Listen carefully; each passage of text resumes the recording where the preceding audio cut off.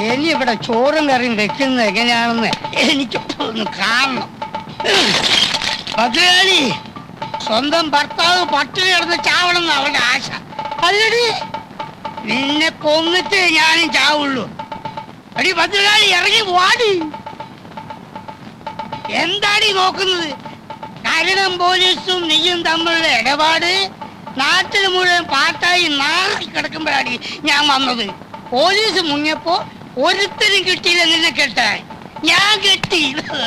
അതാണടി എന്റെ ആത്മാർത്ഥത. ആ എണ്ണ നിനക്കിപ്പം വരില്ല. എനിക്ക് മാത്രം ഇവിടെ ചോറില്ല. അല്ലടി, എന്താ കണ്ടൂടെ ചട്ടി? പഴയതിൽ ഇനി ഇതും കൂടി ബാക്കിയുള്ളൂ.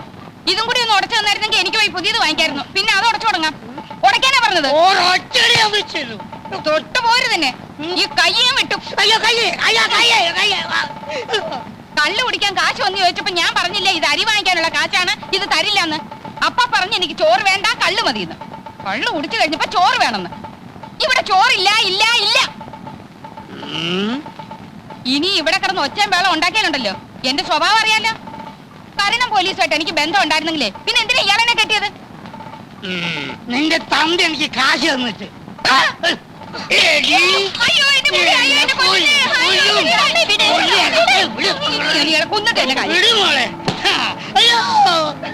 അവളെ വിടടി, എന്നെ കൊല്ലട്ടെ.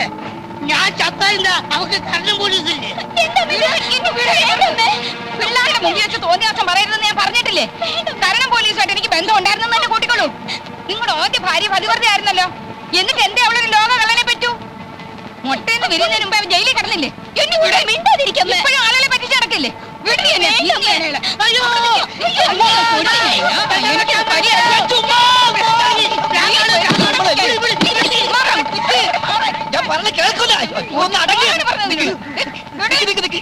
എത്ര കലം പൊട്ടിച്ചു പറ. എനിക്ക് ചോറ് തന്നില്ല. ചോറ് വേണ്ട, ആ അരിയുടെ കാശിന് കള്ളു മതി എന്ന് ചേട്ടൻ പറഞ്ഞാണ്. അത് തന്നെയല്ലേ സംഭവം.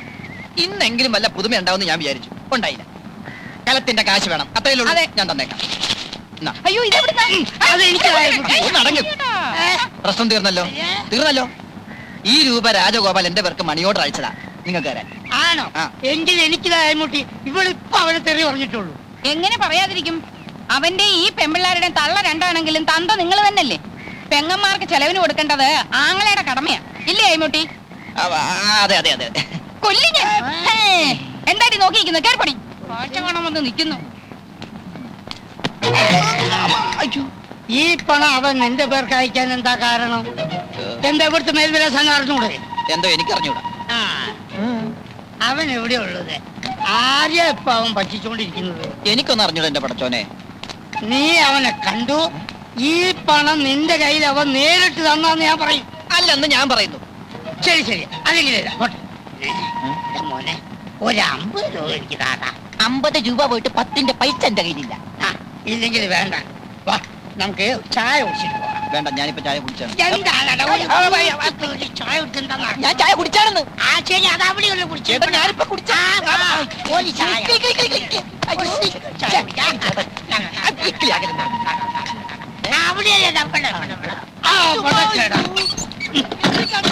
അതെ, വാതിലടിച്ച് കുറ്റിയിട്ടതാ.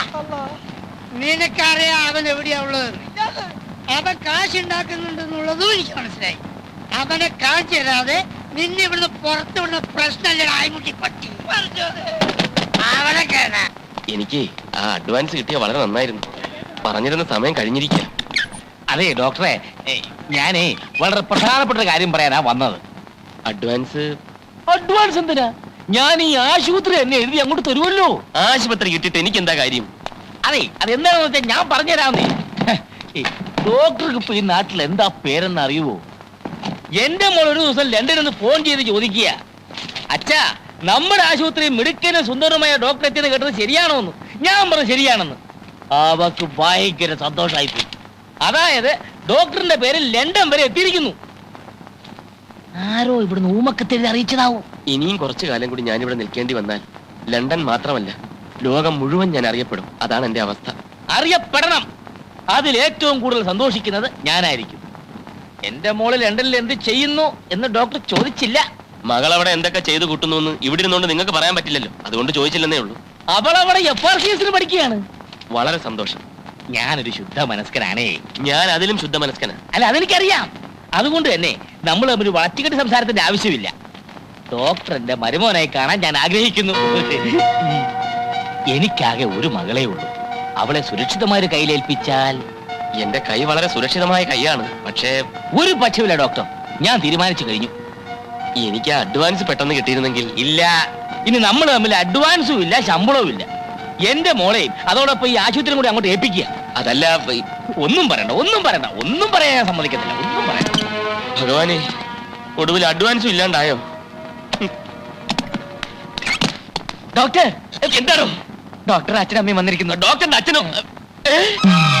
നോക്കെത്താ ദൂരം വരെ ഒരു പാടം, പിന്നെ തെങ്ങുന്തോപ്പ്, റബ്ബർ, ചുക്ക്, കുരുമുളക്, ഏലം ഇതെല്ലാം വിറ്റിട്ടാണ് ഇവനെ പഠിപ്പിച്ചത്.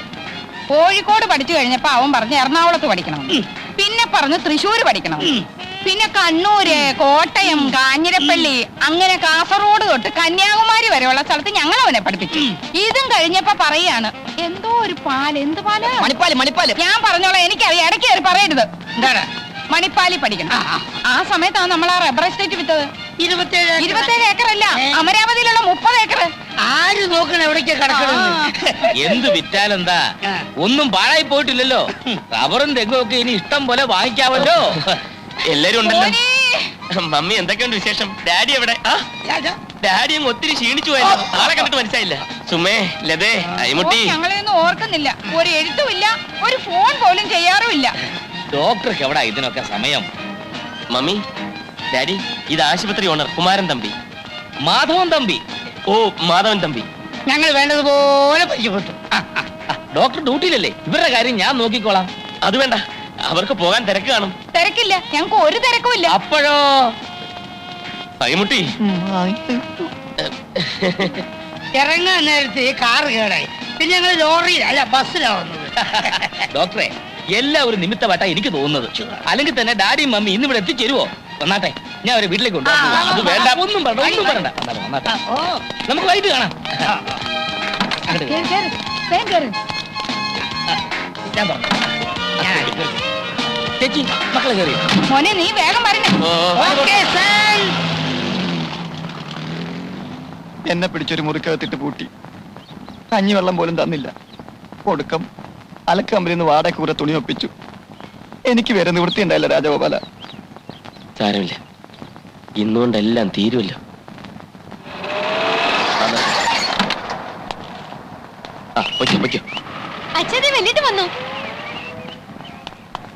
നിങ്ങൾക്കെങ്കിലും കുറച്ച് ബുദ്ധി ഉണ്ടായിരുന്നില്ലേ?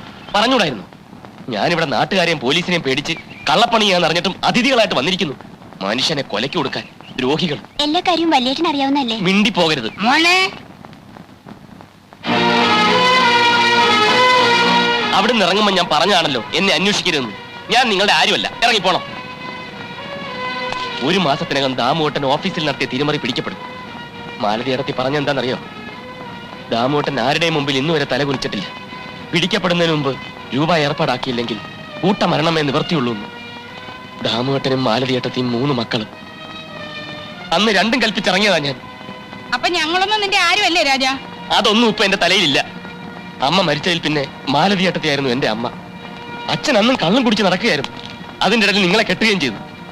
ഭാര്യയുടെ അനിയനെ പഠിപ്പിക്കേണ്ട കാര്യമൊന്നും ദാമോട്ടൻ ഇല്ല. ഒടുവിൽ ഞാൻ കേസിൽപ്പെട്ട് ജയിലിലായപ്പം എന്നെ രക്ഷിക്കാൻ വേണ്ടിയാ ദാമോട്ടൻ പണം തിരിമറി നടത്തിയത്. ദാമു നിന്റെ ചേച്ചിയെ കെട്ടുന്നതിന് മുൻപ് നിന്നെ ആരാ പോറ്റിയത്? ആ കണക്കൊന്നും ഇപ്പൊ പറയണ്ട. ഞാൻ ലോക്കപ്പിലായിരുന്നപ്പം എന്റെ മകൻ കാരണം എന്റെ മാനം പോയി എന്ന് പറഞ്ഞുകൊണ്ട് കുടിക്കുന്ന കള്ളിന്റെ അളവ് കൂട്ടിയതല്ലാതെ അച്ഛൻ എനിക്ക് വേണ്ടി എന്ത് ചെയ്തു? എന്നെ വന്നൊന്ന് കാണാൻ പോലും കൂട്ടാക്കിയോ? ദണ്ണമുണ്ടച്ചാ, അതൊക്കെ ഓർക്കുമ്പോ എനിക്ക് നല്ല ദണ്ണമുണ്ട്. ആ പോട്ടെ, നമുക്ക് കഴിഞ്ഞൊക്കെ കഴിഞ്ഞ് രാജാ. ഇപ്പോഴത്തെ കാര്യം സംസാരിക്കാം. എനിക്കൊന്നും സംസാരിക്കണ്ട. എല്ലാവരും എത്രയും വേഗം ഇവിടുന്ന് കാലിയാക്കണം, അത്രേ വേണ്ടൂ. അലക്ക് കമ്പനി തുണി എടുത്തോണ്ട് വന്നിരിക്കുക. എന്തൊക്കെ ആയാലും ഞാൻ നിന്റെ അച്ഛനല്ലാന്ന് നിനക്ക് പറയാൻ പറ്റുമോ? നിന്റെ എല്ലാ കാര്യങ്ങളും ഉത്തരവാദിത്തോടു കൂടി ചെയ്യാൻ എനിക്കല്ല മറ്റാർക്കാണ് മോശം? എന്റെ എന്ത് കാര്യം? അങ്ങനെ ചോദിക്ക്. ഞങ്ങളെല്ലാം സംസാരിച്ചു. നിന്റെ തമ്പി സാറിന്റെ മോളുടെയും കല്യാണം ഞങ്ങൾ അങ്ങോട്ട് ഉറപ്പിച്ചു. നിങ്ങൾക്കൊന്നും നാണവും മാനവും അല്പം പോലും ഇല്ലേ? ലണ്ടനിൽ നിന്ന് FRCS പാസ്സായ ഒരു പെൺകുട്ടിയെ വ്യാജ ഡോക്ടറായ ഞാൻ കല്യാണം കഴിക്കാനോ? എന്താ നിങ്ങളുടെയൊക്കെ ധാരണ? അഡ്വാൻസ് എന്ന് പറഞ്ഞൊരു തുക കയ്യിൽ കിട്ടിയാൽ ആ നിമിഷം ഞാൻ ഇവിടെ സ്ഥലം വിടും, അറിയൂ. ഞാൻ എന്തൊക്കെയോ കണക്ക് കൂട്ടി.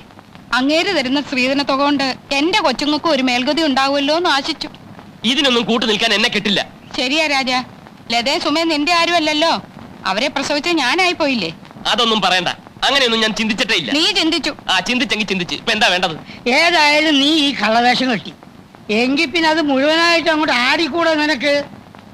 ഈ സ്ത്രീധന തുക കിട്ടിയ മാലതിയുടെ പ്രശ്നവും നിന്റെ ഈ അനിയത്തിമാരുടെ പ്രശ്നം എല്ലാം അങ്ങോട്ട് പരിഹരിച്ചൂടെ രാജ? സ്ത്രീധന തുക വാങ്ങിച്ച് ആരാ കെട്ടുന്നത്? അച്ഛനാണോ?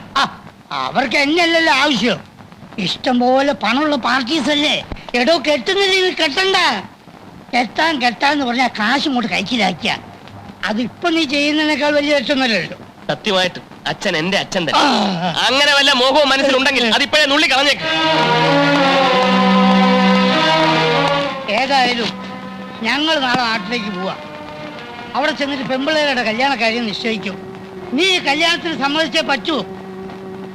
മടുത്തു വല്യേട്ടാ. കാര്യം നമ്മുടെ അച്ഛനും അമ്മയും ഒക്കെ തന്നെ.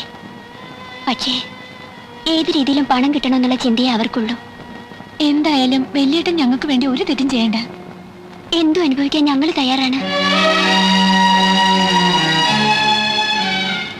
വേണ്ട, എല്ലാവരും എന്റെ നെഞ്ചിൽ ചവിട്ടി രക്ഷപ്പെട്ടുള്ളൂ. ഇനി FRCSകാരുടെ ഭർത്താവുക. ഭഗവാനെ, ഇതെവിടെ ചെന്ന് അവസാനിക്കും?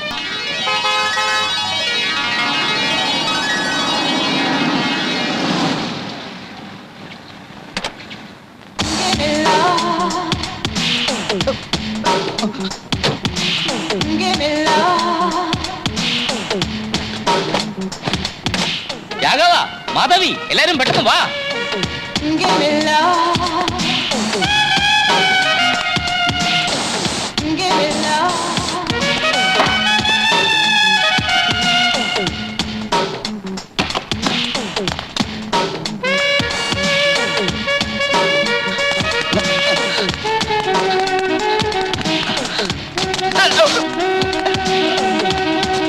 ഹായ് നന്ദിനി. ഹലോ ദേവേട്ടൻ.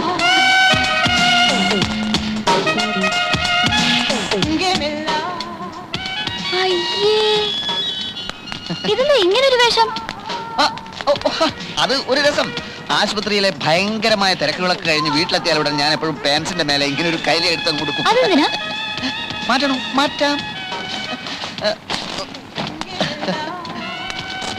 അമ്മ അവൻ എന്നോടൊരു വാക്ക് പറഞ്ഞില്ലല്ലോ. ഞാനും എയർപോർട്ടിൽ വരുമായിരുന്നില്ലേ? പറയാൻ വേണ്ടി ഞാൻ തന്നെ മുറി വന്നായിരുന്നു. അപ്പൊ നീ കുളിക്കുകയായിരുന്നു. കുളിക്കുന്നതിന് മുമ്പ് പറയായിരുന്നില്ലേ?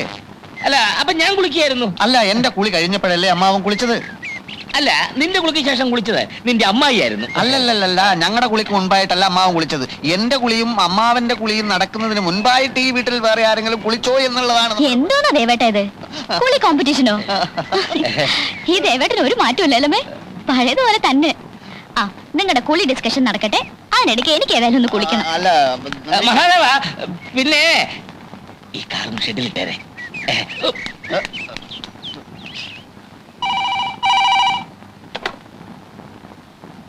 Yes, doctor Rajagopal here. Thampi sir, എന്താ സാർ? പിന്നെ എന്റെ മോളുണ്ടല്ലോ നന്ദിനി, FRCS, അവള് ലണ്ടനിൽ നിന്ന് വന്നു. ഇന്ന് അത്താഴം നമുക്ക് ഒരുമിച്ചാവാം. കൂട്ടത്തിലെ വളരെ പ്രധാനപ്പെട്ട ഒരു കാര്യം സംസാരിക്കാവാം. അല്ല, അതിപ്പോ ഇവിടുത്തെ തിരക്ക് സാറിന് അറിയാമല്ലോ. ഒരു നിമിഷം മാറി നിൽക്കാൻ പറ്റില്ല. രോഗികൾക്ക് പരമാവധി സേവനം കൊടുക്കുക എന്നുള്ളതാണല്ലോ ഒരു ഡോക്ടറെ കടമ. വേണ്ട വേണ്ട വേണ്ട, ഒഴിവഴി ഒന്നും പറയണ്ട. രാത്രി അരമണിക്കൂർ മാറി നിന്ന് വെച്ച് ആകാശം ഒന്നും ഇടിഞ്ഞു വിടാൻ പോകുന്നില്ല. അതിനിടെ വല്ല രോഗികളും ചാകുകയാണെങ്കിൽ അങ്ങോട്ട് ചാകട്ടെ. കൊല്ല പിന്നെ ഡോക്ടർ വരണം. ആ ശരി, വെക്കട്ടെ. ആ സാവിത്രി, ഗംഭീരമായ ഒരു അത്താഴം ഇന്ന് റെഡിയാക്കിക്കോ. രാത്രി ഡോക്ടർ വരും. കല്യാണക്കാരി ഇന്ന് തന്നെ നമുക്ക് തീരുമാനിക്കണം. മോശാട്ടെ അവിടെ ആര്?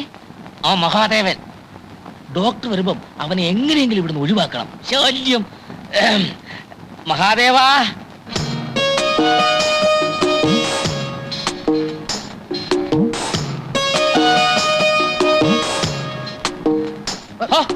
നീ ഇവിടെ വന്ന് നിൽക്കുകയാണ്.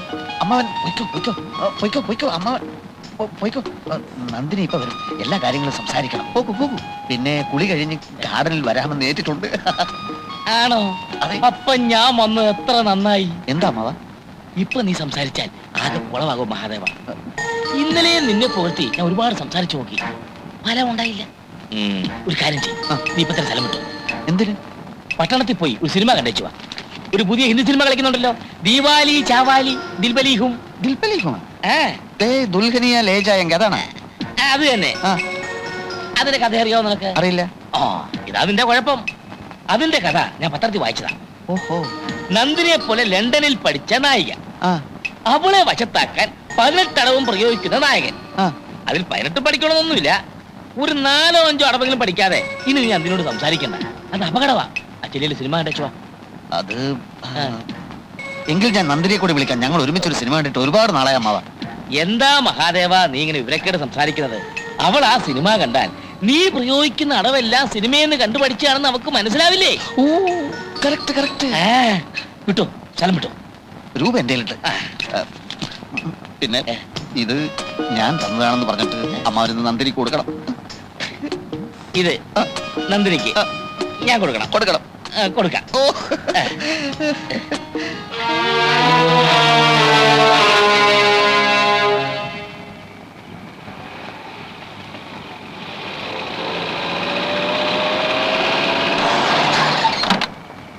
എന്റെ ദൈവമേ, ഇത് ആരായി വന്നിരിക്കുന്നേ?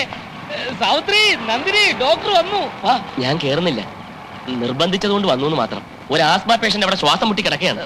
ഓ, ആസ്മാ രോഗി പിന്നെയും വന്നോ? അവന്റെ ബന്ധു കൂടെയുണ്ടോ? നല്ല തടിമുടുക്കുള്ള ഒരു മാന്യൻ. ഞാൻ ശ്രദ്ധിച്ചില്ല. എന്താ? ഏയ് ഒന്നുമില്ല. ഇവിടെ വരെ വന്നിട്ട് കേറാതെ പോകാനോ? നന്ദിനി എത്ര നേരമായി കാത്തിരിക്കാൻ തുടങ്ങിയിട്ട്. വന്നാട്ടെ. ഓക്കെ, പക്ഷെ സംസാരിക്കാനൊന്നും സമയമില്ല. ഓ പിന്നെ വാ ഡോക്ടർ. ഓ, ഇത്രയും ദിവസമായിട്ട് ഇപ്പോഴാണോ ഒന്ന് വരാൻ തോന്നിയത്?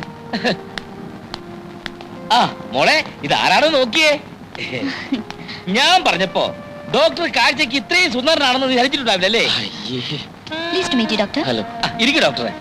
മോളെ, അമ്മ എവിടെ? സാവിത്രിയെ ഒന്ന് വന്നിട്ട് പോയേ. ആ, എന്താ മോളെ നീ ഡോക്ടറോട് സംസാരിക്കാത്തത്? അല്ല, ആസ്മ രോഗി. ഓ പിന്നെ ഒരു ആസ്മാ രോഗി. ഏത് ആസ്മാ രോഗി? അത് ആശുപത്രിയിൽ നിന്ന് വരുമ്പോ ഒരു ആസ്മ രോഗിക്ക് ശ്വാസം മുട്ടലായിരുന്നു. ഓഹോ, എന്നിട്ട് എന്ത് മരുന്ന് കൊടുത്തു? അത് മരുന്നൊന്നും കൊടുത്തില്ല. കൊടുത്തില്ലേ? ഇല്ല. ശ്വാസം മുട്ടുന്ന അവസ്ഥയിലാണെങ്കിൽ മരുന്ന് കൊടുക്കാതെ എങ്ങനെയാ? അത് മിക്ക രോഗങ്ങൾക്ക് ഞാൻ മരുന്ന് കൊടുക്കാറില്ല, അതാണ് എന്റെ സ്പെഷ്യാലിറ്റി. അങ്ങനെ മരുന്ന് കൊടുക്കാതെ പല മരുന്നുകളുടെ പേര് പോലും ഞാൻ മറന്നുപോയി. What do you mean? വിളിച്ചോ? പിന്നെ വിളിക്കാതെ. നമ്മുടെ സുന്ദരനായ ഡോക്ടറെ നീ കണ്ടിട്ടില്ലല്ലോ? കണ്ടു, കണ്ണ് നിറയെ കണ്ടു. അച്ഛൻ എന്തിനാ ഇദ്ദേഹത്തെ ഇടയ്ക്കിടയ്ക്ക് സുന്ദരനായ ഡോക്ടർ എന്ന് വിശേഷിപ്പിക്കുന്നത്? ഡോക്ടർ സുന്ദരനായതുകൊണ്ട്. പൊടി. പിന്നെ സാവിത്രി, കൂട്ടൊക്കെ പെട്ടെന്ന് എടുത്തു വെച്ചോ. നിങ്ങൾ ഡോക്ടർമാരായി, ഡോക്ടർമാരെ പാടായി. അവർ സംസാരിക്കട്ടെ, നമ്മളിവിടെ നിൽക്കണ്ട. അല്ല, ആസ്മ പേഷ്യന്റ്. ആസ്മ പേഷ്യന്റ് പടിയായി. ഡോക്ടർ അവിടെ ഇരുന്നേ.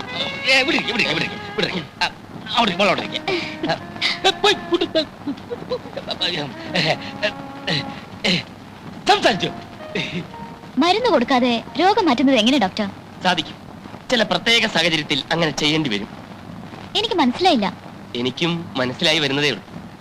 മിക്ക രോഗങ്ങളെയും ഞാൻ സമീപിക്കുന്നത് മനഃശാസ്ത്രപരമായിട്ടാണ്. പേഷ്യൻസിന്റെ സൈക്കോളജി, അതിന്റെ കൂടി വല്ലപ്പോഴും ഇത്തിരി allopathy. Allopathy psychology, psychology allopathy. അതാണ് എന്റെ രീതി. അച്ഛൻ എവിടെ? ഡോക്ടർ എന്തൊക്കെയാ പറയുന്നത്? ഈ രക്തവാദം കൊണ്ടുണ്ടാവുന്ന ഒരു തരം വ്രണമില്ല, ഉവ്വ്. അനാസിൻ ഗുളിക കൊടുത്ത് ഞാൻ ഭേദപ്പെടുത്തിയിട്ടുണ്ട്. ഈ ഗവേഷണം എന്ന് പറഞ്ഞാൽ എന്താ? കണ്ടെത്തൽ. എല്ലാം ഇവിടെ ഉണ്ട്, നമ്മൾ കണ്ടെത്തണം. ആഫ്രിക്കയിലെ ബറൂണ്ടി മലയിടുക്കുകളിൽ കൊങ്കോമ എന്ന ആദിവാസികൾക്ക് അറിയാവുന്ന ഒരു പച്ചലയുണ്ട്. ആ ഇല ക്യാൻസറിനെ പരിപൂർണമായി ഭേദപ്പെടുത്തും. No, it's impossible. Yes, it is possible. വെനിസുലയിലെ ഗ്രാമീണർ നമ്മുടെ ഈ കറിക്കത്തി ഉപയോഗിച്ച് ഹൃദയ ശസ്ത്രക്രിയ നടത്തും. I can't believe all these things. You have to. Miss Nandini പഠിച്ചത് തിയറി, ഞാൻ പറയുന്നത് റിയാലിറ്റി ഇൻ പ്രാക്ടീസ്. ഡോക്ടർ എന്നെ ഒരു ഫൂളാക്കാനുള്ള ശ്രമമാണോ? അതുകൊണ്ട് എനിക്കുള്ള നേട്ടം മിസ് നന്ദിനി ഒന്ന് മനസ്സിലാക്കണം. FRCS വലിയ പഠിത്തമായിരിക്കും, പക്ഷേ 3-4 ലോക രാഷ്ട്രങ്ങളിലുള്ള അത്രയും വിവിധതരം രോഗങ്ങൾ ലണ്ടനിലില്ല. അതുകൊണ്ട് തന്നെ ഞങ്ങൾ അത്രയും പ്രാക്ടിക്കൽ എക്സ്പീരിയൻസ് നിങ്ങൾക്കില്ല. അറിഞ്ഞുകൂടാത്തതിനെല്ലാം ഇല്ലെന്ന് പറഞ്ഞ് നിഷേധിക്കുന്നത് വിവരക്കേടാണ്. മനസ്സിലായോ? I'm sorry, doctor. It is all right. എന്തോ രോഗം, മരുന്ന്, ഇതിനെപ്പറ്റി പറയുമ്പോൾ ഞാൻ പെട്ടെന്ന് ഇമോഷണലായി പോകും. I am also sorry. Doctor പറഞ്ഞത് ശരിയാണ്. എനിക്കറിയാത്തതൊക്കെ ഇല്ലാത്താണെന്ന് ഞാൻ ധരിക്കുന്നത് തെറ്റാണ്. Anyhow you are a well informed genius. Thank you. ഞാനങ്ങോട്ട് വരുവാന്നേ. ഭക്ഷണമൊക്കെ എടുത്തു വെച്ചിട്ടുണ്ട്. അതിനു മുമ്പ് നിങ്ങളോട് രണ്ടുപേരോടും വളരെ പ്രധാനപ്പെട്ട ഒരു കാര്യം എനിക്ക് പറയാനുണ്ട്. അതെന്ത് കാര്യം അച്ഛാ? അത് പറയുമ്പോ കേട്ടോ. പറയട്ടെ? എനിക്ക് പറയൂ. പറഞ്ഞോട്ടെ. അതിനെന്താ? എന്റെ ഒരേ ഒരു ആഗ്രഹമാണ് ഞാൻ ഈ പറയാൻ പോകുന്നത്. അതായത് നിങ്ങൾ രണ്ടുപേരും ഹൗസ്ഫുൾ ഓ പോകുന്ന വഴിക്ക് ഒരു പൂച്ച കുറുകെ ചാടി. അപ്പോഴേ ഞാൻ കരുതിയതാ എന്തെങ്കിലും പ്രശ്നമാകുന്നു. ഡോക്ടറിന്റെ ആശുപത്രി പോകാതെ ഇവിടെ കിടന്ന് ഇങ്ങനെ കറങ്ങുന്നത്. ഞാനിവിടെ നിൽക്കില്ലേ, നിന്ന് കറങ്ങല്ലോ. കാഷ്വാലിറ്റിയിൽ ആരെങ്കിലും വന്നാൽ ഡോക്ടർ ഇല്ലെങ്കിൽ ഞാൻ ഭയങ്കര സ്ട്രിക്റ്റ് ആണെന്ന് അറിയാലോ. ഡോക്ടർ അതോട്ട് വന്നല്ലേ മഹാദേവ. അവസാനമായിട്ടല്ലല്ലോ അമ്മാവൻ അറിയില്ലേ ഞാൻ ഭയങ്കര സ്ട്രിക്റ്റ് ആണെന്ന്. ഓക്കെ ഓക്കെ മിസ് നന്ദിനി, ഞാൻ പോകുന്നു. Nice meeting you doctor. It's my okay pleasure. Okay okay ഭക്ഷണം വിളമ്പി ഞാൻ വെച്ചായിരുന്നു. കഴിച്ചോളാം. ഞാനിപ്പോ ഏതായാലും വന്നത് നന്നായി. ഞാൻ ഭയങ്കര സ്ട്രിക്റ്റ് ആണെന്ന് നന്ദിനിക്ക് ബോധ്യപ്പെടാൻ ഒരു അവസരം കിട്ടിയല്ലോ. എടാ ഫസ്റ്റ് ഷോ ഹൗസ്ഫുൾ ആയെന്ന് വെച്ച് നിനക്ക് സെക്കൻഡ് ഷോ ശ്രമിച്ചുകൂടായിരുന്നോ? ഇതാ നിന്റെ കുഴപ്പം. തിയേറ്ററിൽ ചെന്നപ്പോൾ നോട്ടീസും പാട്ടുപുസ്തകവും കിട്ടി, കഥാസാരം പിടികിട്ടി, നന്ദിനിയെ വശത്താക്കാനുള്ള ചില അടവുകൾ പഠിച്ചു. എനിക്ക് നല്ല വിശപ്പ്, അകത്തൊന്നും വല്ലോ കഴിക്കട്ടെ. സാവിത്രി, ആ മേശപ്പുറത്തിരിക്കുന്ന ആഹാരം എടുത്ത് ഫ്രിഡ്ജ് വെച്ചോ. മഹാദേവൻ വരുന്നുണ്ട്, കുറച്ച് കഞ്ഞി വിളമ്പിക്കോ.